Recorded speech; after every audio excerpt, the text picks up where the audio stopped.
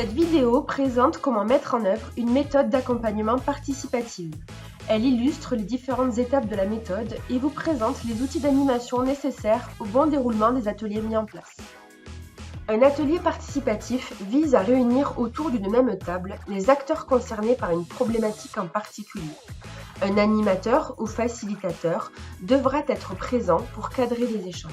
Au préalable, 2 ingrédients vous seront nécessaires, soit la disponibilité des acteurs sur une plage horaire d'environ 3 heures, ainsi qu'un peu de matériel sera utile, comme l'impression des plans de l'élevage, mais aussi des post-it, marqueurs et un tableau d'affichage qui vous permettront d'animer les séquences plus facilement. Avant de débuter, il est important, une fois tous les acteurs réunis, d'expliquer les objectifs et d'instaurer une ambiance conviviale, propice à libérer la parole, à rentrer dans le concret des situations et à s'engager dans un plan d'action sans tabou et réaliste.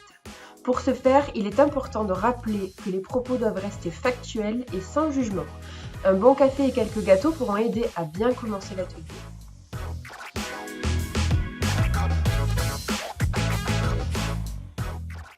La première étape de l'atelier consiste à identifier les problématiques de biosécurité.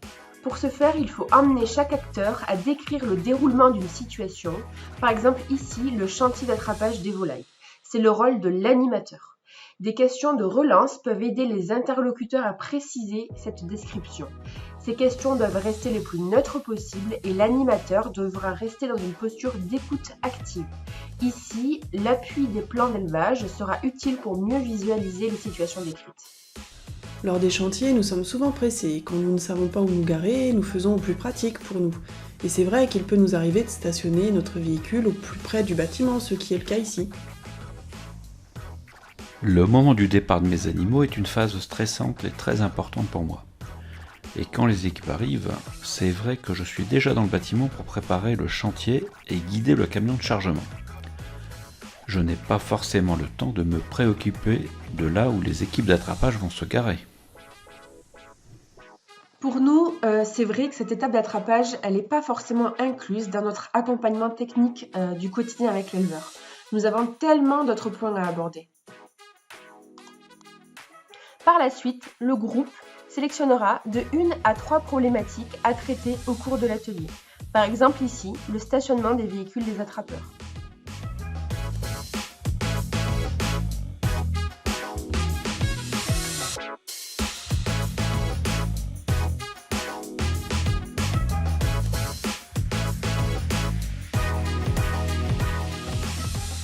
Une fois la problématique priorisée, l'objectif sera d'identifier les différentes causes, sous-causes et conséquences de celles-ci.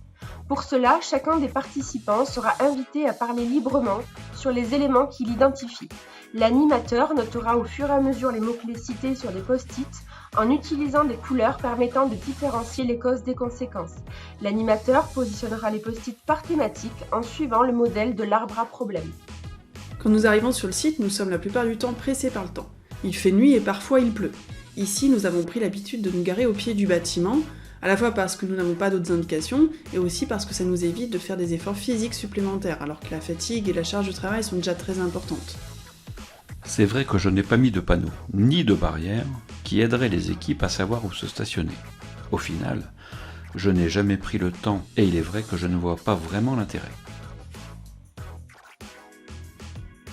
Une fois l'arbre à problème construit, le groupe devra trouver un objectif SMART. Par exemple ici, dès le prochain attrapage de volailles dans 3 mois, le véhicule des attrapeurs sera stationné à l'extérieur de la zone professionnelle sur une aire dédiée.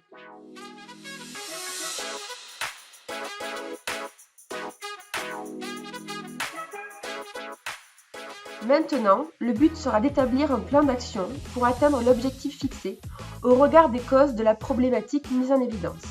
Le but sera d'échanger sur toutes les solutions imaginables.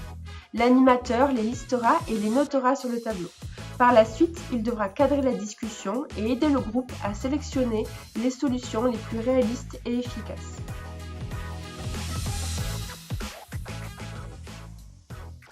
Pour établir le plan d'action, les 3 questions essentielles à poser seront: cette action est à faire par qui, pour quand et comment. Au fil des échanges, l'animateur pourra noter sur le tableau les mots-clés permettant de répondre à ces questions. Une fois le plan d'action établi, l'animateur rédigera un compte-rendu des éléments décidés par le collectif.